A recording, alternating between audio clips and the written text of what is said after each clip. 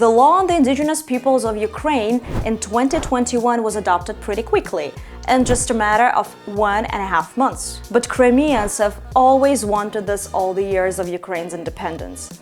The draft of the law was submitted to the Verkhovna Rada on May 18th, right on the day of the genocide of the Crimean Tatar people. The first clause of the law says that the indigenous peoples of Ukraine must be formed within the territory of Ukraine, be speakers of the original language, and not have their own state outside of Ukraine. Such wording immediately pissed Putin off, because Russians obviously have a different opinion on this. Nazi Germany. The Indigenous Peoples and Restitution Act is Nazi Germany. Seriously? According to the law, indigenous peoples in Ukraine are Krimchaks, Karaites, and Crimean Tatars.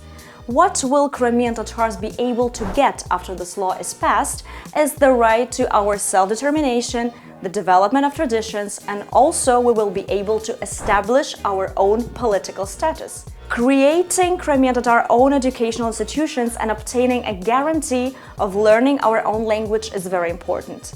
It is self-understood that Russia has expressed its protest, because Ukraine, with such a law, declared loudly that Crimea will be taken back, and this law is included in the strategy of deoccupation of the peninsula. Currently, the law on the status of the Crimean Tatar people and amendments to the 10th clause in the Constitution of Ukraine is necessary for the full return of Crimean rights. One of the fundamental goals of the Crimean Tatar people remains their own statehood within Ukraine.